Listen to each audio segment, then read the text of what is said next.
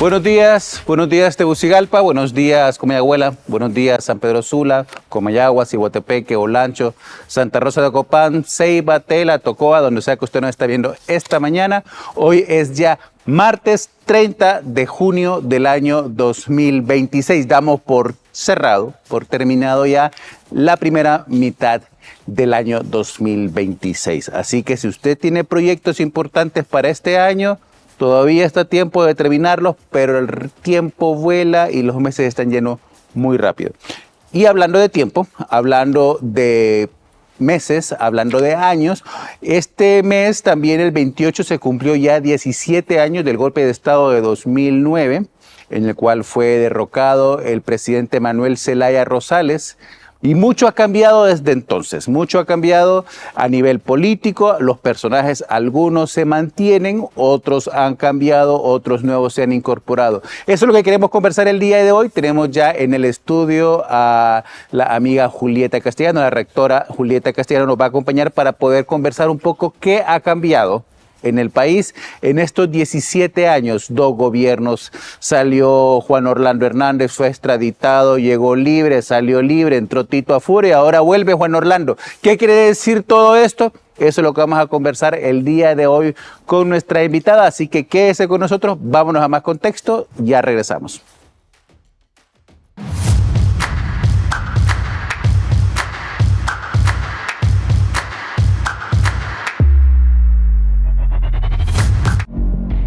Durante los últimos 17 años, Honduras ha vivido dentro de un mismo ciclo político. Comenzó con la crisis de 2009, atravesó gobiernos marcados por la polarización, la militarización de la seguridad, el fortalecimiento del poder ejecutivo, las denuncias de corrupción, la reelección presidencial, las movilizaciones sociales y más recientemente, la llegada de Libre al gobierno y su salida. Aunque cambiaron los actores, muchas de las dinámicas que surgieron entonces siguen presentes. Esta semana se cumplen 17 años del golpe de Estado que modificó el rumbo político del país. La fecha coincide con un momento cargado de simbolismo. Libre enfrenta señales de desgaste y divisiones internas mientras se acerca un nuevo proceso electoral. Al mismo tiempo, se anuncia el regreso de Juan Orlando Hernández. Después de haber sido indultado en Estados Unidos, reabre uno de los capítulos más controvertidos de la política reciente y obliga a revisar el significado de toda una etapa. El interés ya no está únicamente en la coyuntura, lo relevante es comprender el periodo histórico que comenzó en el año 2009 y evaluar hasta qué punto Honduras logró transformar sus instituciones, fortalecer su democracia y superar las fracturas políticas que marcaron aquellos acontecimientos. También resulta necesario examinar el alcance de las promesas de refundación, de reconciliación nacional y de reformas institucionales formuladas por distintos gobiernos durante estos años. 17 años después, existe suficiente distancia para analizar los cambios experimentados por el Estado, los partidos políticos y la sociedad hondureña. Ese recorrido permite observar cómo evolucionó la relación entre los poderes públicos, el papel de las Fuerzas Armadas, la confianza ciudadana en las instituciones y la forma en que se reorganizó el sistema político tras la crisis. Más que reconstruir una cronología de hechos, este aniversario ofrece la oportunidad de hacer un balance de un ciclo completo. Algunos de sus protagonistas ya abandonaron el escenario, otros permanecen en él y nuevas generaciones comienzan a disputar el liderazgo político del país. Sin embargo, buena parte de los debates que nacieron en 2009 continúan influyendo en las decisiones del presente.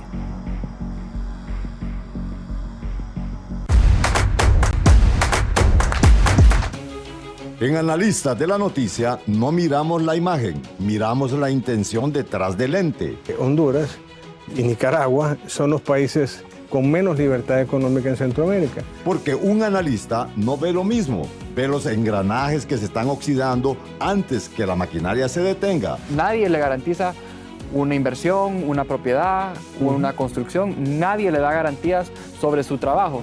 ¿Quieres la verdadera razón de las cosas? Nosotros no maquillamos la verdad, la desnudamos. Ellos saben que Juan Orlando estaba metido hasta el cuello en el narcotráfico. Eso fue lo que ellos dijeron. Estamos aquí para ajustar tu óptica. Analistas de la noticia, de lunes a viernes, 1 de la tarde.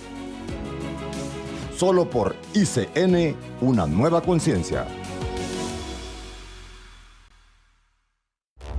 ¿Listos para romper la rutina? Acompaña a Alex Tienda en un viaje sin filtros hacia los destinos más épicos del planeta. Desde metrópolis vibrantes y maravillas milenarias hasta rincones extremos que desafiarán tu imaginación. Conoce el mundo a través de su gente, sus secretos y paisajes que te robarán el aliento.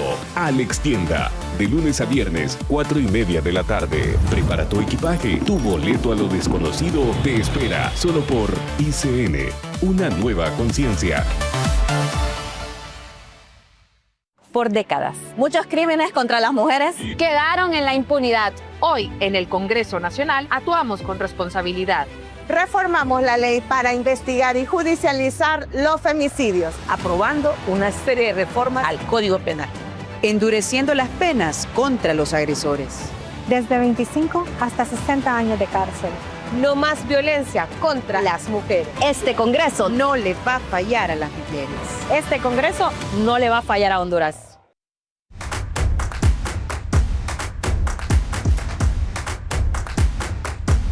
Gracias por estar con nosotros. Usted está viendo Más Conscientes de ICN. En la madrugada del 28 de junio de 2009 es un día que, para bien o para mal, usted podrá interpretarlo desde el extremo que quiere interpretarlo en la historia, pero es un día que marca un antes y un después de la historia nacional. Las tensiones que se habían acumulado, algunos analistas consideran que a partir de la crisis del 85 hasta el 2009, pues terminaron explotando en ese día, ¿no? Y a partir de ahí el escenario cambió completamente para el país, convirtiéndonos en un país ya polarizado, un país ya en un discurso que habíamos visto en otras regiones del mundo, ya especialmente en Latinoamérica. Recordemos, el 2009 cae dentro de un movimiento de izquierda continental que estaba también creciendo. Nicaragua acababa de ganar en el 2007, el gobierno chavista tenía ya 10 años de estar en el poder, pero era una etapa también de consolidación. Correa en Ecuador, Evo Morales en Bolivia, los Kirchner en Argentina, Lula en Brasil, que jugó también un papel importantísimo dentro de nuestra crisis nacional, ¿no? Entonces era un momento en el cual la corriente histórica se estaba moviendo hacia ese sector que terminó fragmentando la política en el país. ¿Qué pasó a partir de ahí? Muchos ya conocemos la historia. A partir de ahí surge una figura como Juan Orlando Hernández, luego de un gobierno de transición de Pepe Lobo, ¿no? Un gobierno que no terminó de definirse en muchas cosas, y eso provocó que otros cuerpos o anticuerpos surgieran también en el país. Surge la figura de Juan Orlando, cae la figura de Juan Orlando después de 2 administraciones, una reelección también que está de por medio. Entra el gobierno de Xiomara Castro, cae el gobierno de Xiomara Castro de una manera también catastrófica en las urnas, y entra el gobierno ahora de Tito Asfura. El ciclo pareciera estarse cerrando, no solo por el desgaste que hemos visto a partir del este pasado fin de semana, el aniversario del golpe de Estado, un aniversario que no recogió la cantidad de gente que en algún momento llegó a consolidar el Partido Libertad de Refundación. Está viviendo su propia crisis, algunos no quieren verla todavía, otros lo vemos desde afuera, pero ya será responsabilidad de ellos saber qué hacen con su partido. Pero el propósito aquí no es resolverles tampoco la crisis al Partido Libre o al Partido Nacional, a ningún partido, es entender un poco qué es lo que está pasando. Es el propósito que estamos haciendo en este programa del día de hoy. Pero digo que pareciera que se está cerrando el ciclo, porque la figura que dio inicio al ascenso o al retorno de Manuel Zelaya Rosales y al ascenso de Libre en el poder después de haber sido un partido fundado luego de la ruptura de esta crisis, la figura que surge precisamente del vacío que genera la crisis del golpe de Estado, Hoy está retornando al país el señor Juan Orlando Hernández, luego de haber recibido un indulto en Estados Unidos, luego de una sentencia de 45 años en la Corte del Distrito Sur de Nueva York por cargos relacionados con el tráfico de drogas. Hay un momento histórico, 25 años, el primer cuarto del siglo XXI para Honduras. Creo que es uno de los momentos que los historiadores tendrán que analizar con mucho detalle para poder entender qué es lo que ha pasado. Y en ese sentido, nuestra invitada del día de hoy, creemos, es una de las personas que tiene mayor autoridad para poder conversar con nosotros, dilucidar con nosotros esta dimensión que hay de estos acontecimientos. La rectora Julieta Castellanos fue en su momento también miembro de la Comisión de la Verdad, una institución creada a partir de la necesidad que se encontró en la sociedad civil y en los organismos internacionales de encontrar una explicación de lo que había provocado el golpe de Estado y de encontrar soluciones para que eso no se volviera a repetir. Vamos a conversar con ella esta mañana para ver qué de esas soluciones también que se encontraron en ese informe de la verdad se recogieron, qué de eso se distorsionó, qué de eso se ignoró completamente y cuál es el estado actual de la institucionalidad luego de 17 años después del golpe de Estado. Es el propósito del programa del día de hoy. Tenemos aquí como invitada a la doctora Julieta Castellanos. Buenos días, doctor. Muchas gracias, licenciado Estrada, por sus conceptos, sobre todo en el sentido de creer que puedo aportar a este enfoque, a esta mirada retrospectiva y prospectiva también de este tema. Un gusto estar en su programa. En realidad, he pensado en estos últimos 45, 46 años que vamos cerrando de las elecciones para la constituyente, ¿verdad? Y viendo los avances, los retrocesos, los logros, estancamientos, reticencias. Hace unos meses, creo que más de un año, estuve en un evento y recogiendo un poco todo este proceso, le puse a la ponencia el pasado que no se va y el futuro que no llega, ¿verdad? Porque cuando retornamos a los procesos electorales, en mi perspectiva, no imaginamos un escenario casi medio siglo después, como el que tenemos, ¿verdad? Con un afianzamiento de los autoritarismos de izquierda y de derecha, ¿verdad? Cuando pensábamos que la democracia traería inclusión, desarrollo, porque en sentido estricto, los años 70, sí tuvimos señales de desarrollo con la integración centroamericana. Paradójicamente, no eran los años democráticos de la región. No eran tampoco los años democráticos.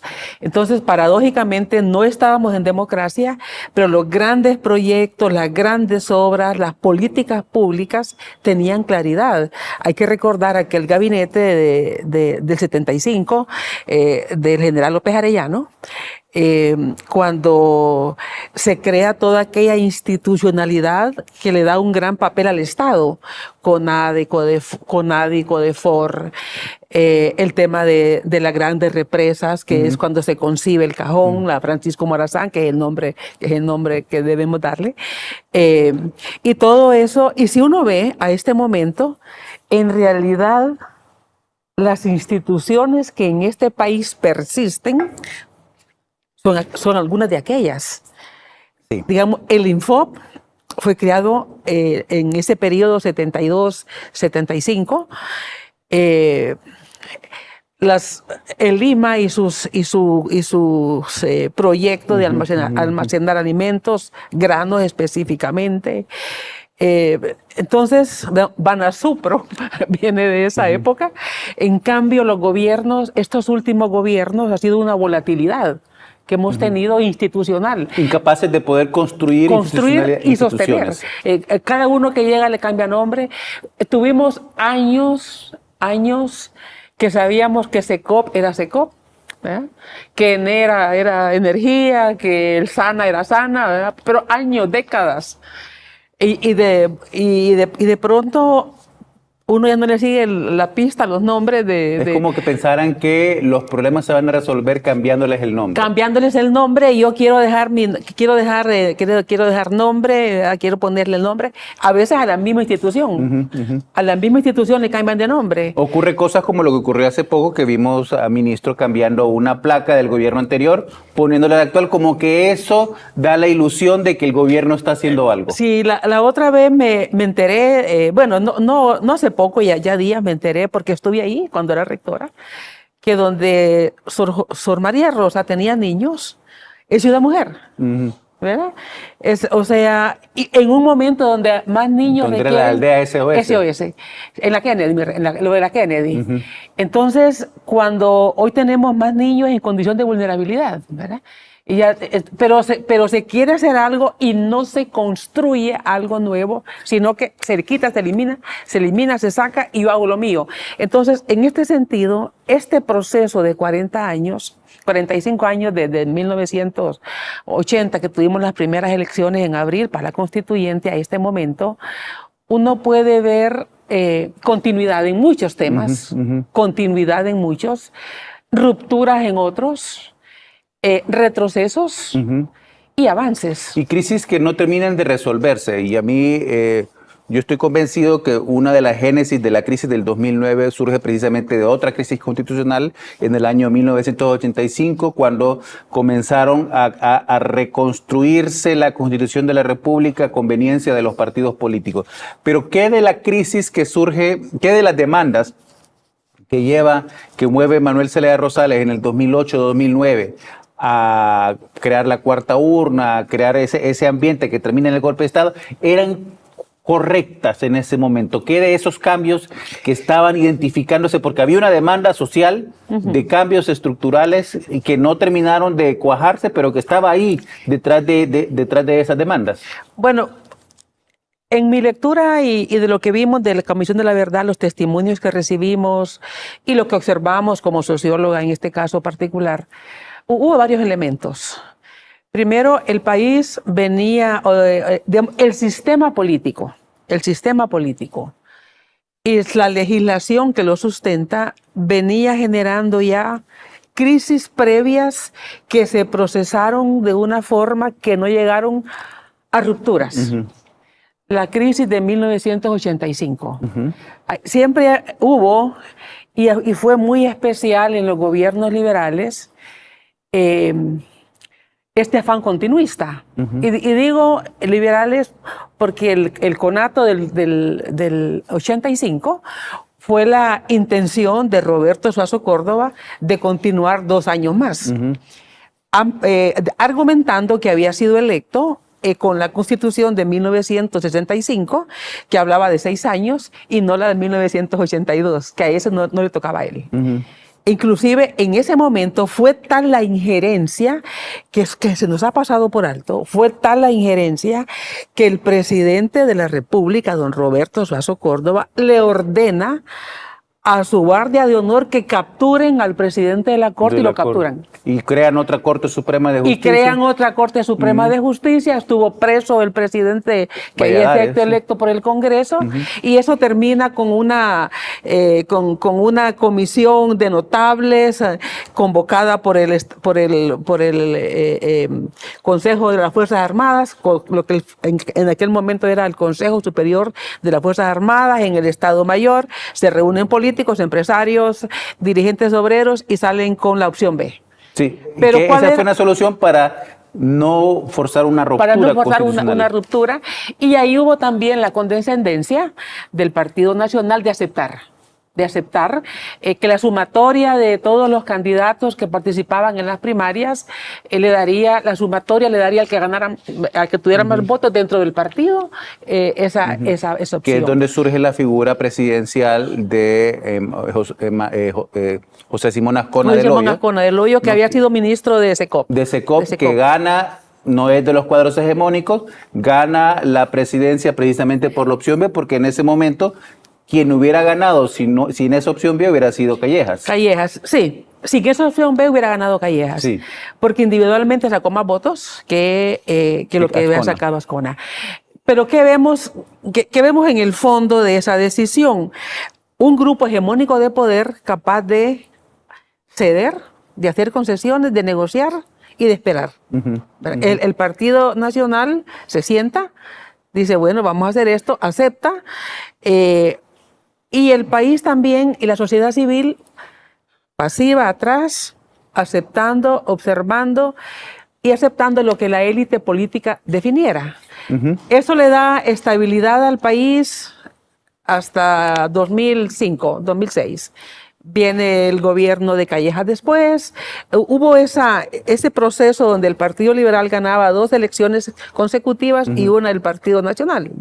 Entonces, Soso Córdoba, Ascona, Callejas, después viene el doctor Reina, el ingeniero Carlos Flores, y después viene Ricardo Maduro. Y de fondo también, y es importante remarcarlo, la posición que se le otorga a las Fuerzas Armadas, una posición menos protagónica. Y empieza un proceso de reforma, digamos, del Estado. También comienza reformas económicas con neoliberalismo y en el 90. Y empieza la reforma, se crea el Ministerio Público, se crea el Comisionado de Derechos Humanos, se reforma la policía, se elimina la dirección, la DNI, que era temible, ¿verdad?, la violación de derechos humanos. Todas estas instituciones se crean en el gobierno de Callejas, pero el Ministerio Público funciona hasta el 94, ya con el presidente Reina instalado, y nombra al primer fiscal general. Entonces, y fíjese que los consensos entre la clase política era tal, se llevaban tan bien, que el presidente Callejas, yo recuerdo, que no nombra fiscal general, porque dice que a él solo le faltan 2 meses y que mejor lo nombre el gobierno. Sí, seguro se arrepintió después de después de haber arrepentido, sí, que lo va a firmar. Pero vamos al concepto. Esa capacidad de diálogo, esa capacidad de consenso se pierde el 2009. Vamos a parar acá, porque luego vamos a regresar. ¿Por qué se pierde en el 2009? No, porque obviamente veníamos de 2 partidos que estaban encontrando la forma de poder maniobrar junto con las distintas fuerzas, junto con las distintas tensiones. En el 2009 eso se rompe. Y hay que decirlo, no con la figura de Manuel Zelaya Rosales, ¿no? Y otros actores. Y la entrada de la izquierda que dijo, este es el momento. Este es el momento. Usted está viendo Más Consciente, ya regresamos.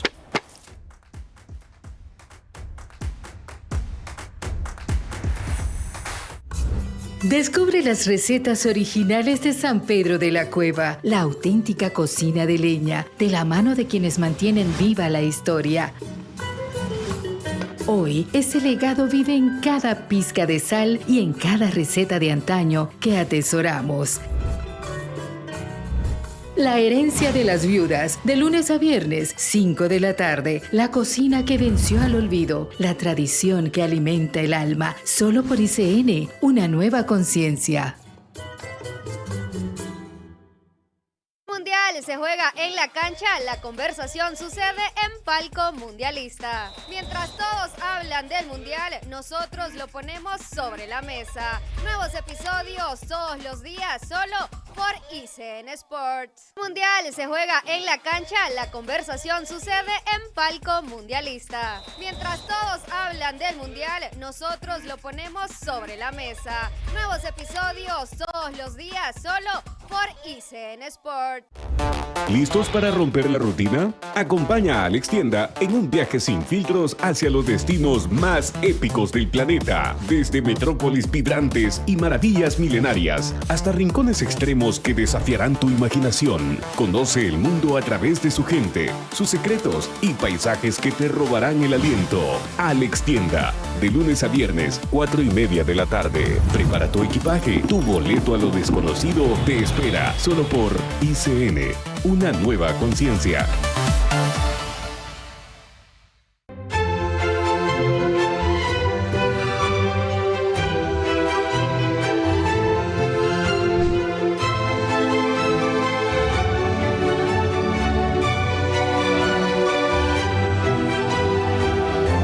Descarga la app de ICN y no te pierdas nada.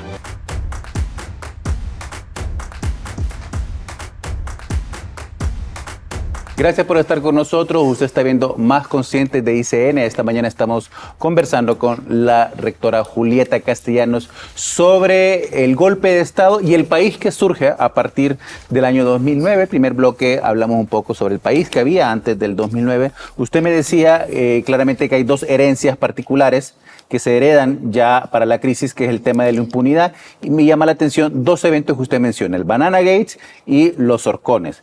Los horcones es importante resaltarlo porque, contrario al discurso que ha querido montar Libertad y Refundación, los Zelaya no son una familia nueva en la política nacional.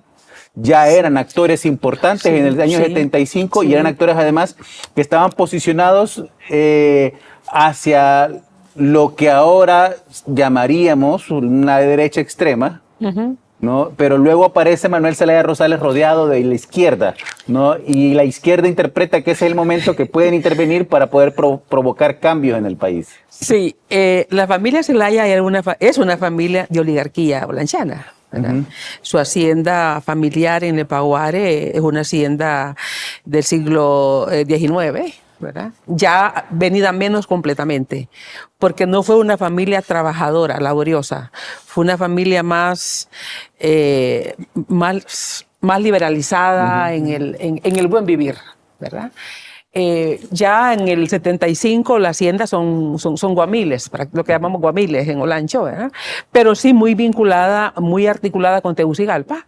Yo creo que el tema de la madera, ellos entran a la madera porque siempre fueron amigos de militares y ellos tenían el ministro de Recursos Naturales de esa época, era pariente político de ellos, era un tío político, y me imagino que los permisos y todo, para el caso de mi pueblo, San Francisco de Becerra, el aserradero llegó en 1971, aserradero de ellos, estuvieron unos 3-4 años, las quebradas quedaron ya secándose, fue cuando comenzó a secarse en las quebradas que eran vertientes del río Guayape, y eso le estoy hablando ahora de 5 décadas, ¿verdad? Entonces sí es una familia oligarca.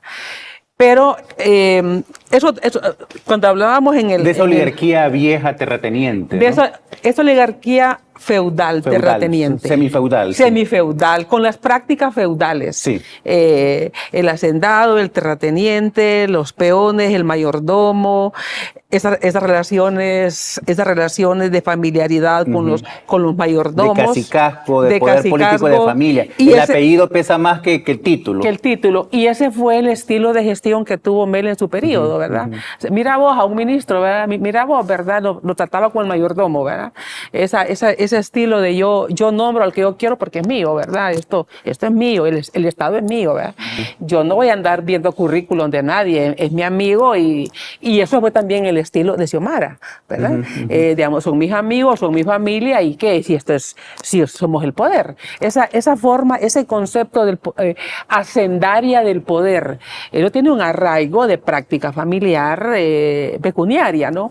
Entonces, cuando comentábamos en el momento del espacio de los anuncios, de los dos hechos que se heredan de este periodo militar, es los Horcones y Santa Clara, que si bien hubo una condena al padre del expresidente, fue indultado por Suazo Córdoba.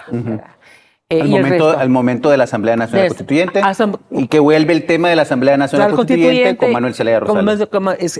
Entonces, ya Suazo Córdoba, cuando es electo en el 81, indulta en el caso de los Horcones, y el otro caso fue el Banana Gate, que se investigó, pero no por el Estado, se investiga por una comisión especial que viajó a Suiza para ver las cuentas bancarias y todo, y no pasó nada. Entonces, ese pacto de impunidad se arrastra hasta hoy.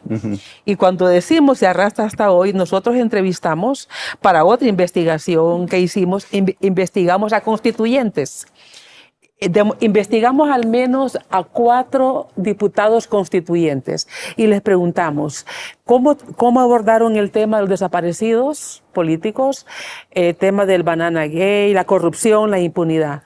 Fíjese que de ese tema no hablamos. O sea, eran hechos que habían pasado un quinquenio antes, ¿verdad? Y no digamos talanquera, ¿verdad? Tampoco. Entonces, toda esa impunidad... Porque había también una asunción de que eran conflictos generados por la Guerra Fría.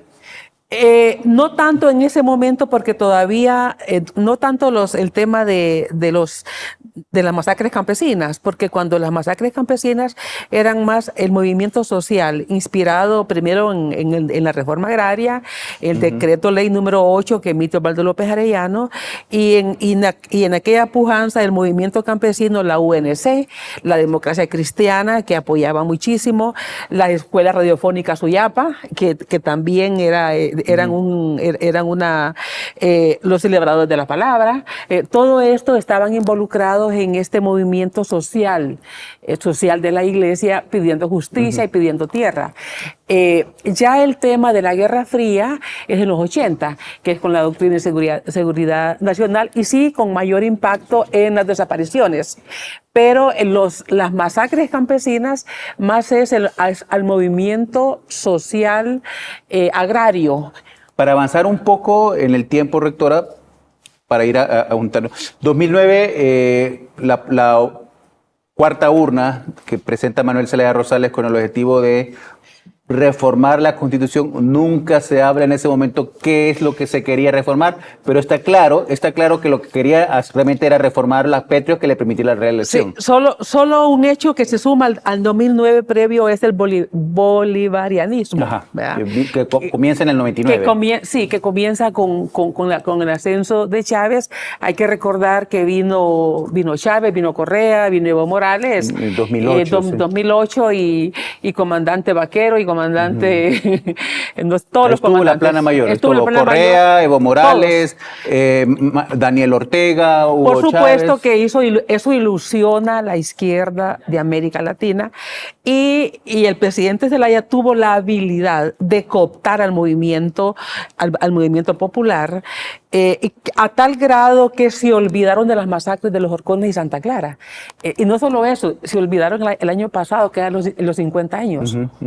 O sea, el movimiento social, el movimiento de derechos humanos, porque en el 2006 el presidente Zelaya abrió un programa de reparaciones. O sea, él no se abrió un programa de justicia, de reparaciones, porque si hubiese sido de justicia, llegan a los autores de los crímenes, de los desaparecidos. Pero y también los organismos de derechos humanos, aquella frase de dónde están o quién se los llevó, la callaron. Y todavía si escuchamos y hubo reparaciones económicas. Y si escuchamos a Manuel Zelaya todavía referirse a los Horcones, el año pasado lo hizo, todavía hace un reencuadre de su padre como víctima de los militares y de las circunstancias sin asumir responsabilidad también que tuvo. Inclusive hubo un consejo de ministros en los Horcones, que eso fue fuerte para las alrededor víctimas. Del aniversario, precisamente. Sí. Entonces, ¿Qué pasa entonces en el pero 2009? Cuando viene el 2009,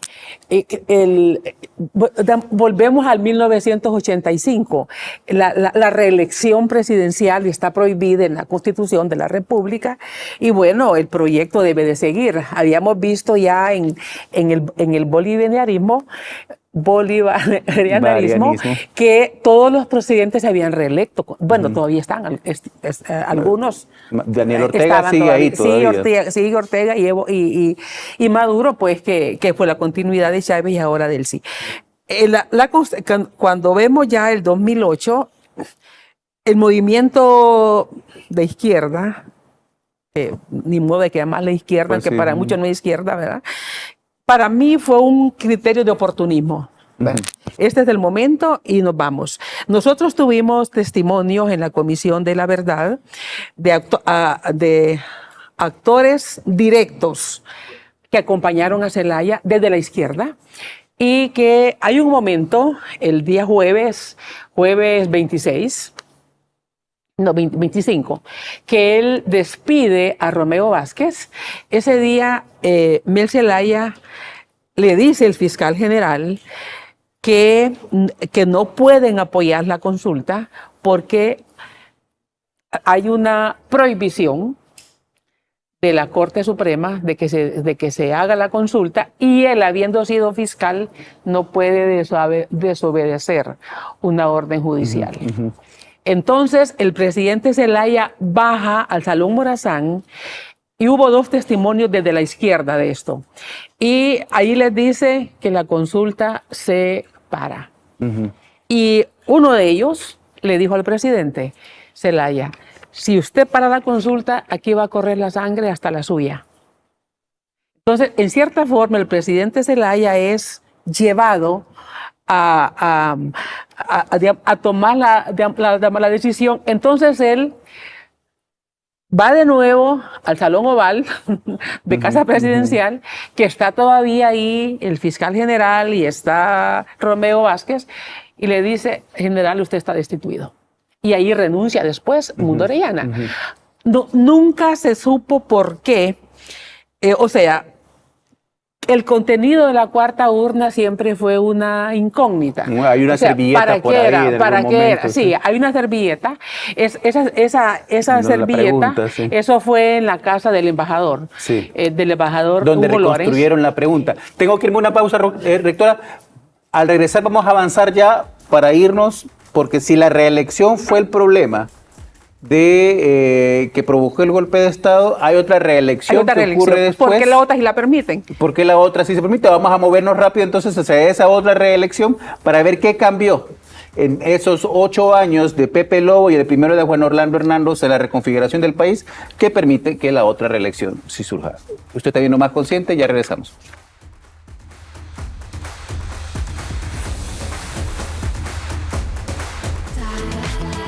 Moda, eventos, cultura y todo lo que está pasando en entretenimiento. Por ICN Trends.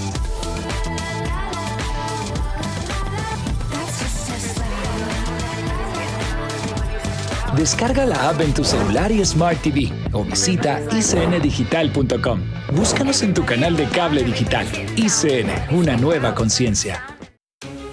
En Analistas de la Noticia no miramos la imagen, miramos la intención detrás del ente. Honduras y Nicaragua son los países con menos libertad económica en Centroamérica. Porque un analista no ve lo mismo, ve los engranajes que se están oxidando antes que la maquinaria se detenga. Nadie le garantiza una inversión, una propiedad, una construcción. Nadie le da garantías sobre su trabajo. ¿Quieres la verdadera razón de las cosas? Nosotros no maquillamos la verdad, la desnudamos. Ellos saben que Juan Orlando estaba metido hasta el cuello en el narcotráfico. Eso fue lo que ellos dijeron. Estamos aquí para ajustar tu óptica. Analistas de la Noticia, de lunes a viernes, 1 de la tarde. Solo por ICN, una nueva conciencia.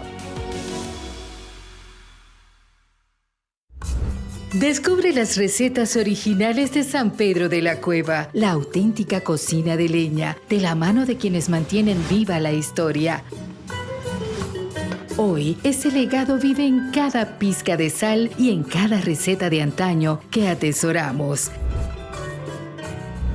La herencia de las viudas, de lunes a viernes, 5 de la tarde. La cocina que venció al olvido, la tradición que alimenta el alma. Solo por ICN, una nueva conciencia.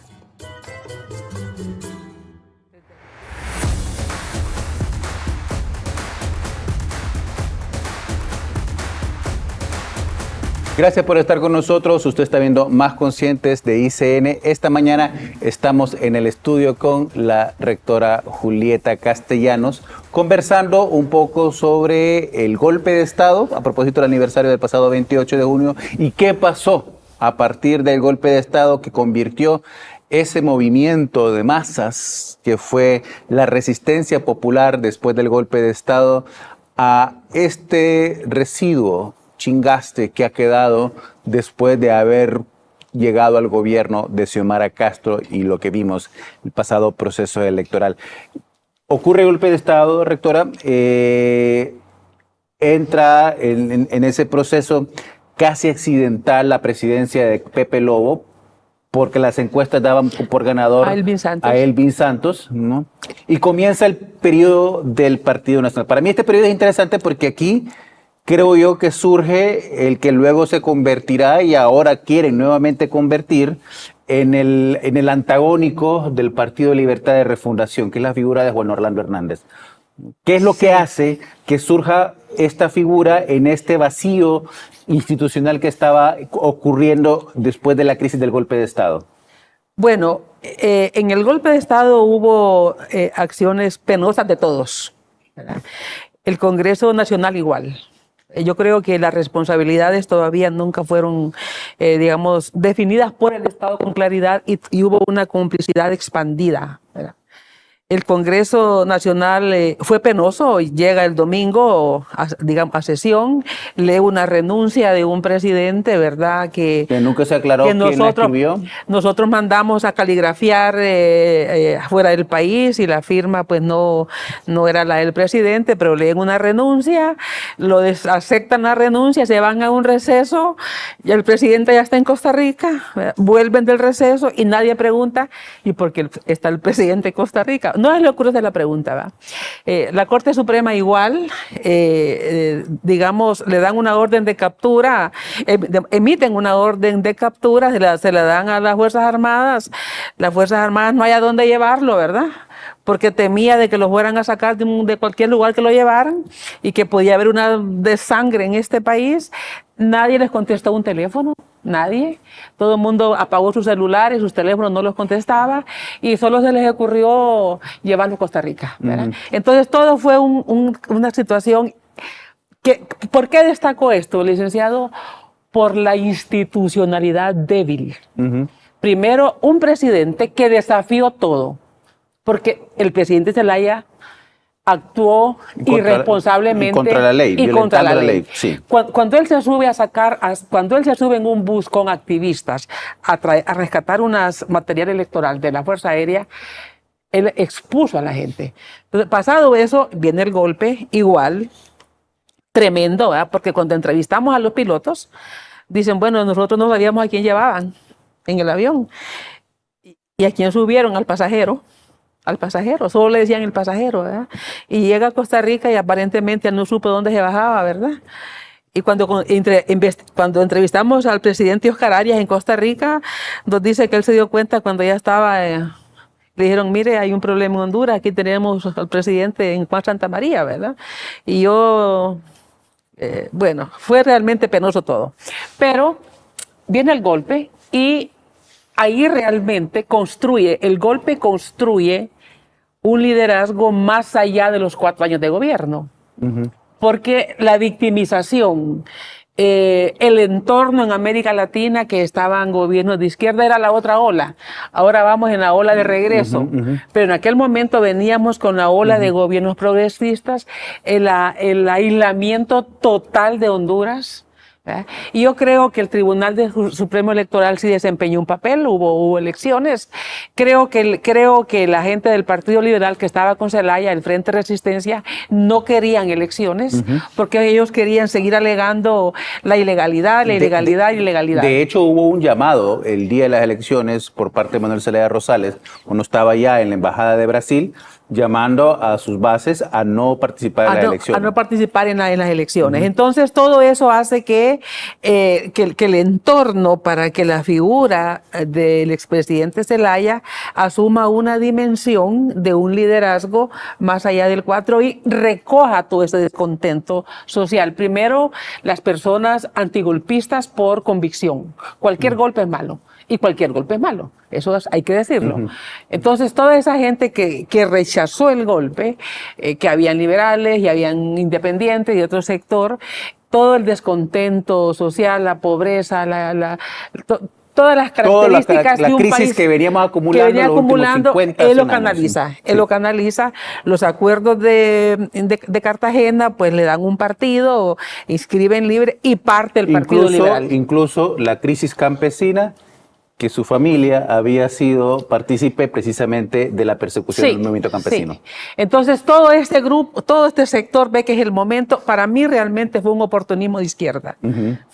Ellos saben que el gobierno, ellos saben que Zelaya no es de izquierda, ellos saben que es un oligarca, ellos saben que la familia es una oligarquía, pero vieron el momento y yo creo que hubo como una extorsión, como un chantaje. Bueno, su familia masacró, ¿verdad? Nos callamos, pero vamos al poder. Y vamos al poder juntos, ¿verdad? Yo creo que este grupo del movimiento social que se involucra con Zelaya en el poder sabía que ya no era posible por sus propios esfuerzos romper el bipartidismo. Y la opción de romperlo era vinculada con todo este gran movimiento que se aglomera. Pero, también viene el gobierno de Lobo, hace los esfuerzos porque el país sea reinsertado. En un momento aislado internacionalmente, aislado sin internacional. financiamiento internacional. No, fue difícil.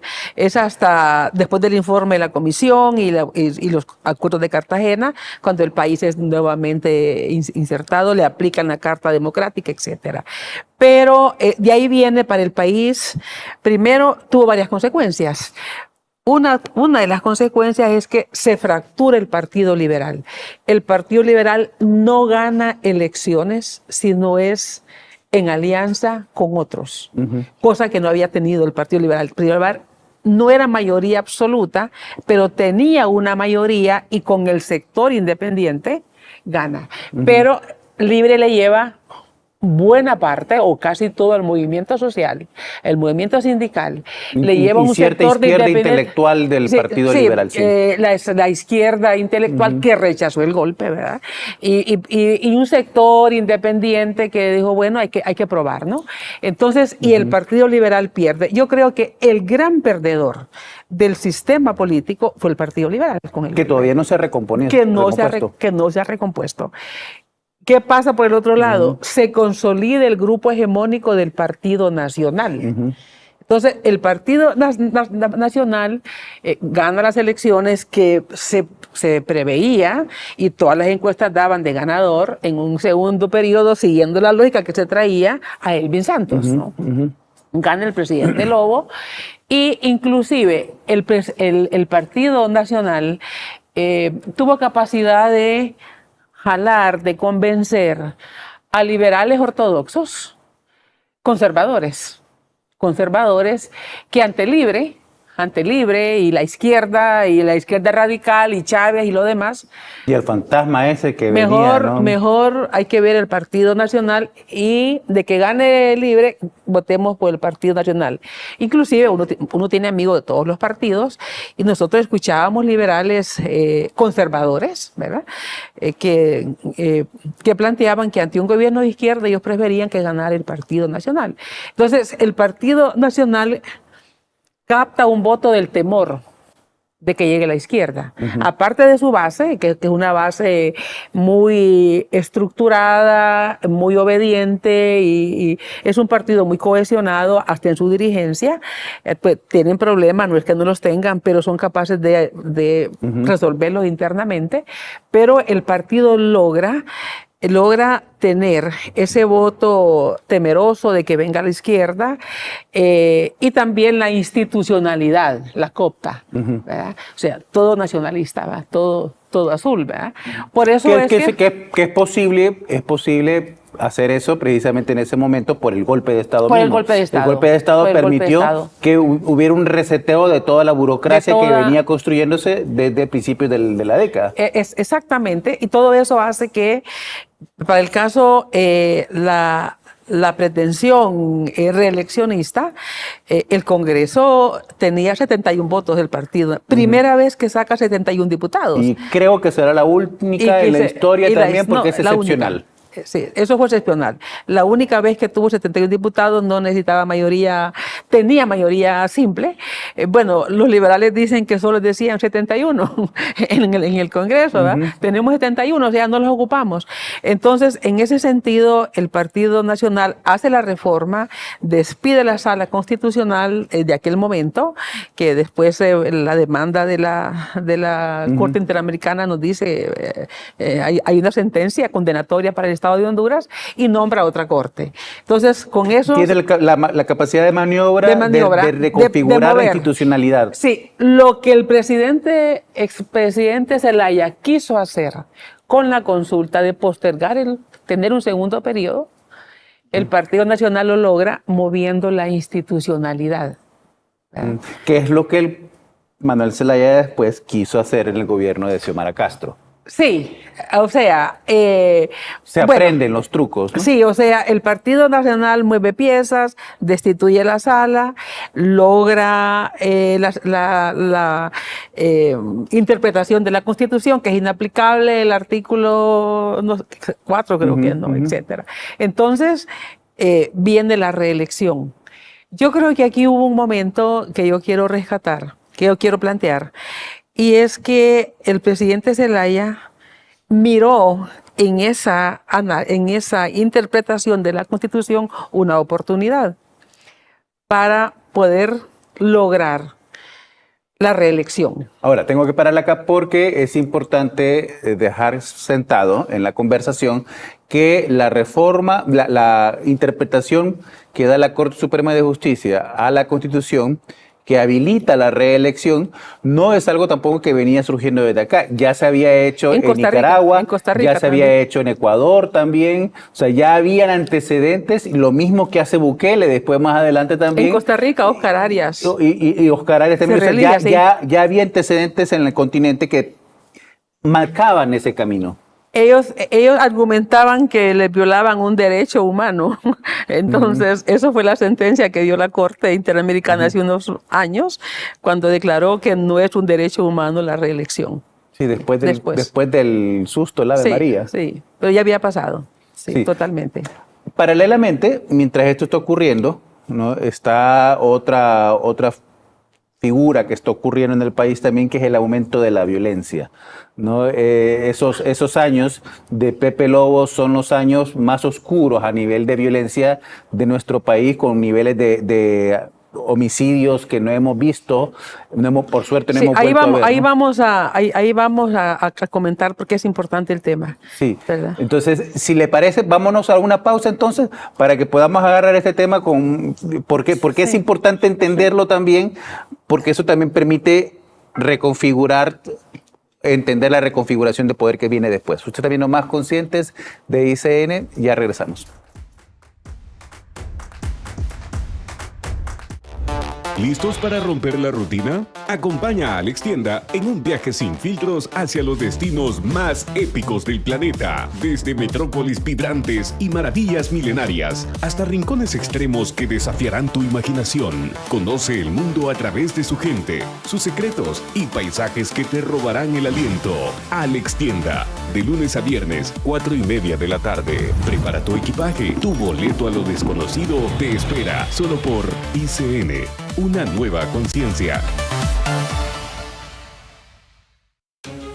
En Analistas de la Noticia no miramos la imagen, miramos la intención detrás del ente. Honduras y Nicaragua son los países con menos libertad económica en Centroamérica. Porque un analista no ve lo mismo, ve los engranajes que se están oxidando antes que la maquinaria se detenga. Nadie le garantiza una inversión, una propiedad, una construcción. Nadie le da garantías sobre su trabajo. ¿Quieres la verdadera razón de las cosas?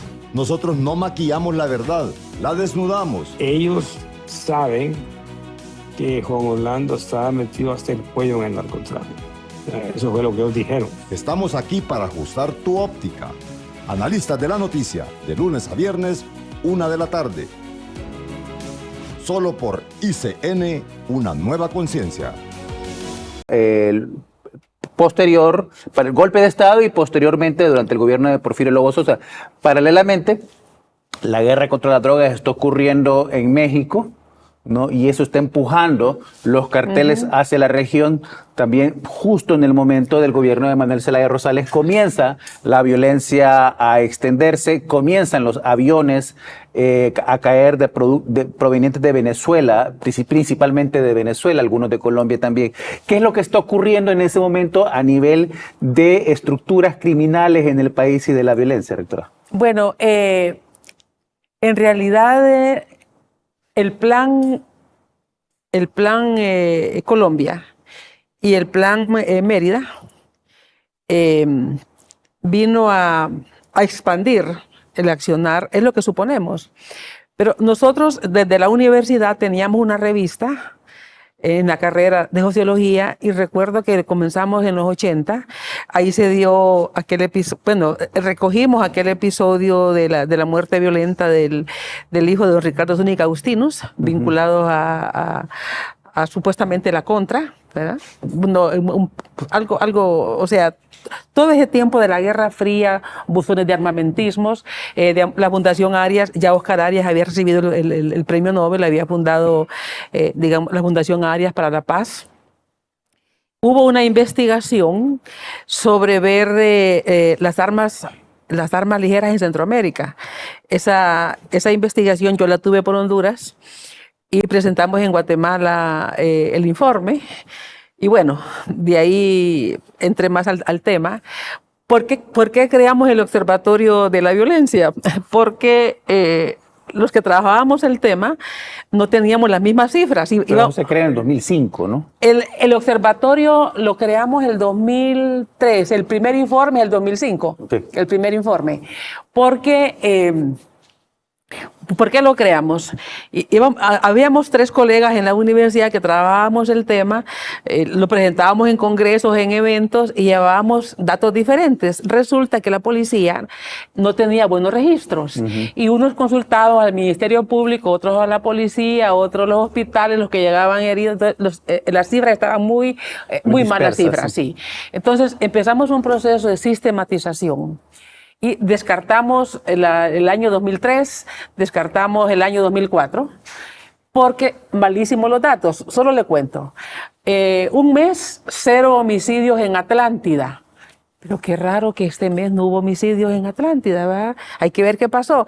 Resulta que mandaban el informe mensual por encomienda terrestre, lo que llamaban la policía novedades del mes, ¿no? Y si no iban a traerla, pues no había registro de homicidio, ¿verdad?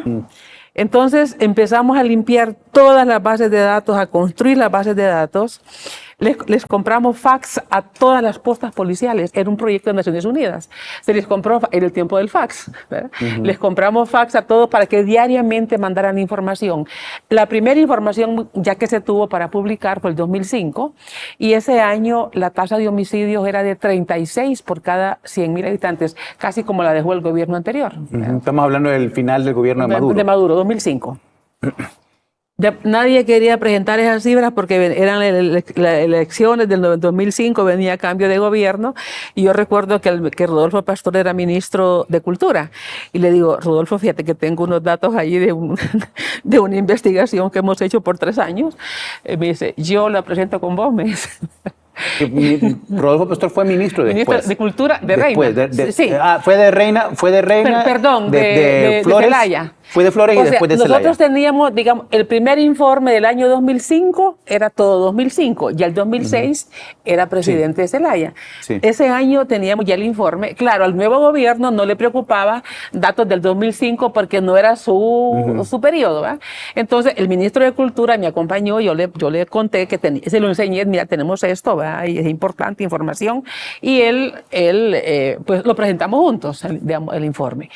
Porque era otro gobierno, bueno, y no se pusieron, digamos. Entonces, pero habían hechos que la gente no fue leyendo. Nosotros sí los empezábamos a ver. Mire, el presidente Zelaya le suspendió a los colombianos tener visa para entrar al país. Ellos entraban con visa consultada, ¿verdad? El presidente Zelaya les quitó eso. Nos cuentan que se los quitó porque Uribe vino a la toma de posesión y quedó perdido en el aeropuerto, ¿verdad? En el estadio, ¿verdad? Como que le decan falló, ¿verdad?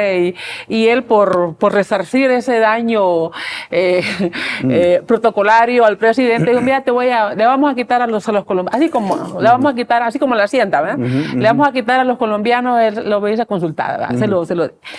¿Qué empezamos a ver nosotros en el observatorio? La noticia en el periódico.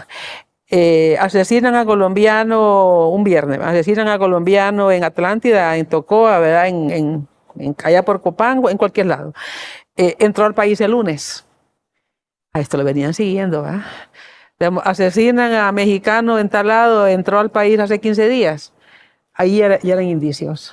Luego vino el avión, el avión fue bien temprano, que cayó el avión del 2006. Y ese avión cayó como por abril del 2006. Como en marzo, fue bien temprano, marzo, abril. Que nunca explicaron. Que nunca explicaron de dónde. Entonces yo creo que hubo señales, pero la gente miró para otro lado.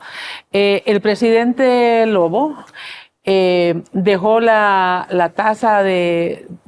Cuando el 2011 la tasa de homicidio era 85 por cada 100.000. En el 2009, ¿cuál era la tasa de homicidio? El 2009 la tasa de homicidios era 78. O sea, pasado de 33 que dejó Maduro a 78, a 78. Al final del gobierno de Manuel Zelaya Rosales. Al final del gobierno. Se dobló. Cada año la tasa de homicidio aumentaba 6-7 puntos. Cada año. Eso fue constante. Y fue constante aún con el presidente Lobo. El presidente Lobo recibe en 78, el 2010 llega a 85. Entonces... Llegamos ya a 2012, 2013, que son los puntos más altos. 2011 es el 85.6. 2012 se estanca. ¿Por qué? ¿Por qué el aumento de la violencia?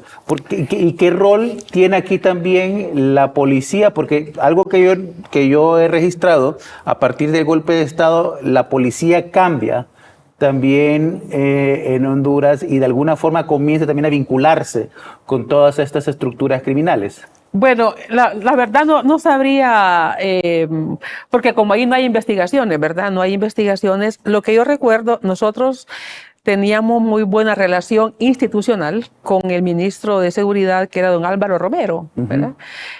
Recuerdo que siempre cuando hacíamos los informes del observatorio, que eran 2 veces al año, se lo presentábamos al ministro. El ministro inclusive en unas ocasiones invitaba a los directores de las policías regionales para que vieran los datos de su departamento, ¿eh? Y yo recuerdo 2 episodios en unas pláticas con él. Uno fue que me mostró un video pequeño, corto, de una aeronave que estaba aterrizando gracias a Dios, y que en la noche habían puesto alumbrado como de Navidad para la pista, ¿verdad? Era clandestino eso. Y luego la muerte, y luego la muerte de un policía que vino a poner un policía que apareció muerto, que lo asesinaron ahí frente a Toncontín, y él no fue al sepelio y fue criticado. Entonces él no fue porque tenía reservas en a ver cuál era el actuar de ellos, ¿verdad? Eso me lo comentó él. Pero de ahí, pues, ese es un tema que no se sabe hasta dónde, pero bueno, ahora algunos están allá en Estados Unidos. Pero sí creo que todo este panorama que le planteo viene consolidando un deterioro institucional masivo. O sea, cuando digo masivo es el deterioro en el Congreso con ese tratamiento al tema, la Corte Suprema de Justicia, el Ministerio Público, obviamente, igual, ¿verdad? Cooptado, policía, Fuerzas Armadas, etcétera. O sea, por eso le planteaba un futuro que no llegó, o sea, aquella expectativa democrática no llegó y creo que más bien se ha ahondado después del golpe. Y después de los gobiernos nacionalistas, que fueron 3, ¿qué vemos que persiste? La corrupción fuertísima en el Partido Nacional de esos años. La impunidad, persiste la impunidad. A pesar de que pasó una comisión de la MASIC. Digamos, la MASIC. La MASIC se autoflageló cuando investigó a los políticos. Cuando la MASIC entró con los temas de Pandora y Congreso y todo, hasta ahí llegó. Sí. Entonces, mire, fue una cosa realmente sin ningún pudor. Nombran una comisión que la presidió Felicito Ávila, ¿verdad? Nombran una comisión para que investiguen si la MASIC aportó lo que se suponía que iba a aportar, que era fortalecer las instituciones. Le preguntaron a Finanzas, le preguntaron a diferentes instituciones que si la MASIC había contribuido al fortalecimiento, la transparencia, la no sé qué. Todos dijeron que no, ¿verdad? Todos dijeron que no en las respuestas al Congreso, porque esa era la respuesta que le estaban pidiendo, para justificar que la MASIC no llegaba. Estamos hablando del 2019 ya. 2019. Vámonos a una pausa y al regresar de la pausa, seguimos con este diagnóstico para ver, nuestro propósito es, ya nos queda poco tiempo, así que vamos a tener que apresurarnos a analizar el gobierno de Xiomara Castro. Nuestro propósito es ver por qué esta marcha al final del aniversario quedó reducido a eso. Ustedes también más conscientes de ICN.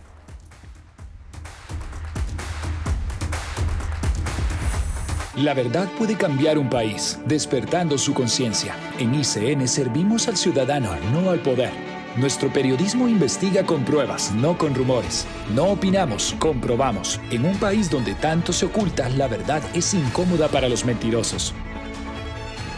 Elige la verdad en ICN Noticias por todas tus pantallas. Descarga la app en tu celular y Smart TV o visita icndigital.com. Búscanos en tu canal de cable digital. ICN, una nueva conciencia. Más que un amigo, es el espacio donde tenemos tips y tutoriales para que tu peludo sea el protagonista de su propio videoblog. 0 pulgas, puro talento. Acompáñanos, te damos las mejores recomendaciones para que sus paseos sean wow-tásticos, sin mordidas en el intento. En nuestras reseñas te decimos la verdad sin ladridos. Analizamos todo para que te conviertas en un dueño perfecto. Más que un amigo, tu dosis semanal de amor perruno, todos los domingos a las 9 de la mañana, solo por ICN, una nueva conciencia.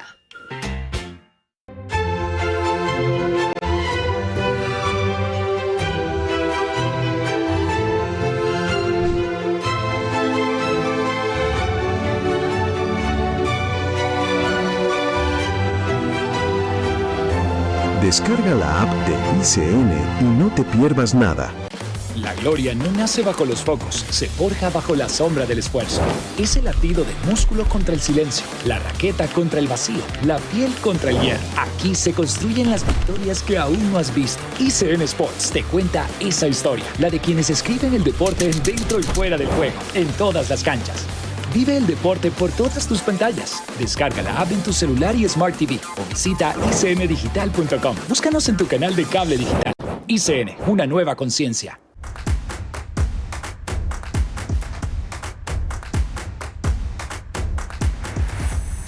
Gracias por estar con nosotros. Usted está viendo Más Conscientes de ICN. Esta mañana conversamos con la rectora Julieta Castellano sobre golpe de Estado, 17 años después, qué ha cambiado, qué se mantiene en el país. Rectora, ya nos queda muy poco tiempo para poder, vamos a tener que juntarnos, aterrizar en este último segmento que nos queda. ¿Qué pasó con el gobierno de Libre que no supo leer esta segunda oportunidad que tenían para poder hacer un gobierno distinto de lo que fue el gobierno de Manuel Zelaya? Creo que Libre creía que se iba a consolidar en el poder. Si no hubiese sido así, hubiera hecho un tipo de gobierno para ganar elecciones. Pero Libre hizo un gobierno que no era para ganar elecciones si tuviese claro con qué electores ganó.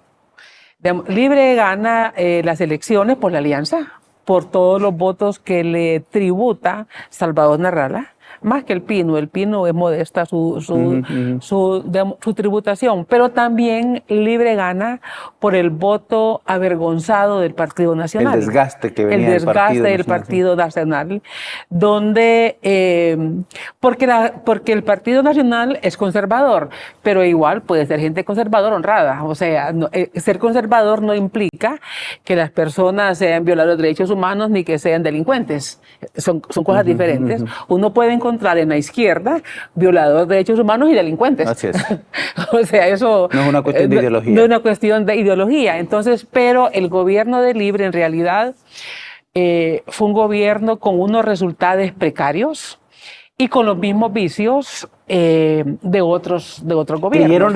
Quisieron repetir el proceso de cooptación institucional que vivió en 12 años el Partido Nacional, que le permitió la consolidación de un segundo gobierno de Juan Orlando Hernández. Bueno, en principio ellos no son demócratas, ellos son autócratas, autócratas en consolidación. No lograron realmente hacer todo lo que hubieran querido porque no tenían los votos para hacerlo.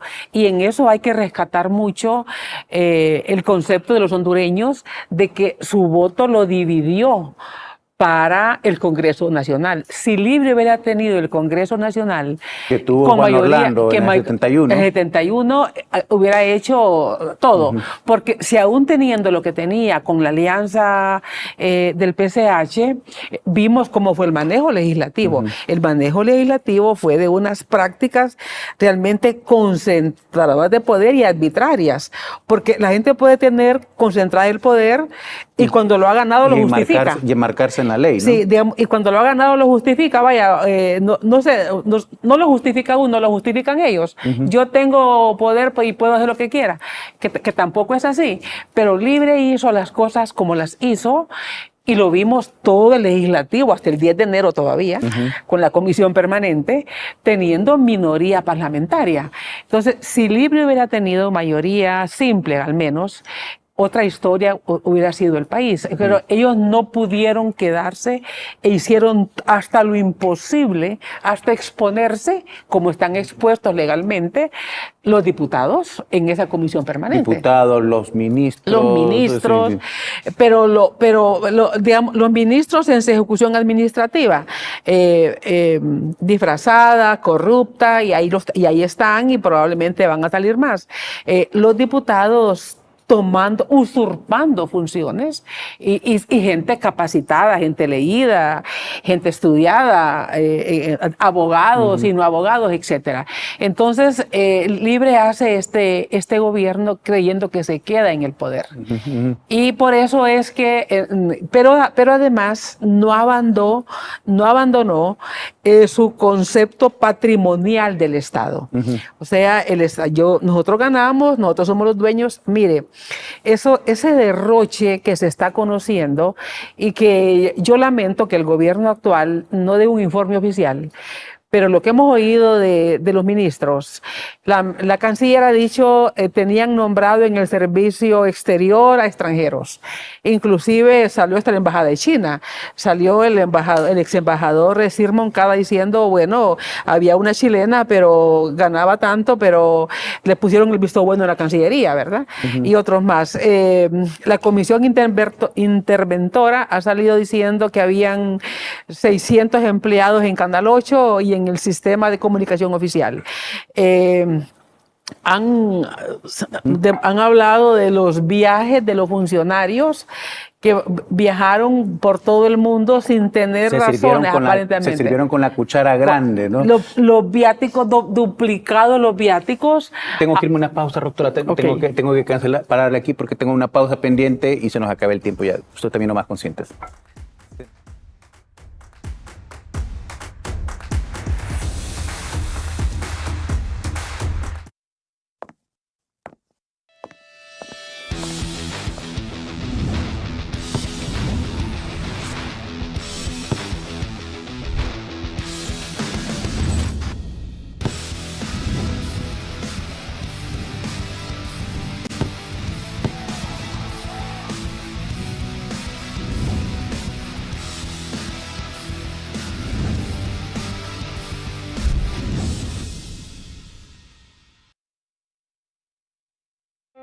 Más que un amigo, es el espacio donde tenemos tips y tutoriales para que tu peludo sea el protagonista de su propio videoblog. 0 pulgas, puro talento. Acompáñanos, te damos las mejores recomendaciones para que sus paseos sean wow-tásticos, sin mordidas en el intento. En nuestras reseñas te decimos la verdad sin ladridos. Analizamos todo para que te conviertas en un dueño perfecto. Más que un amigo, tu dosis semanal de amor perruno, todos los domingos a las 9 de la mañana, solo por ICN, una nueva conciencia.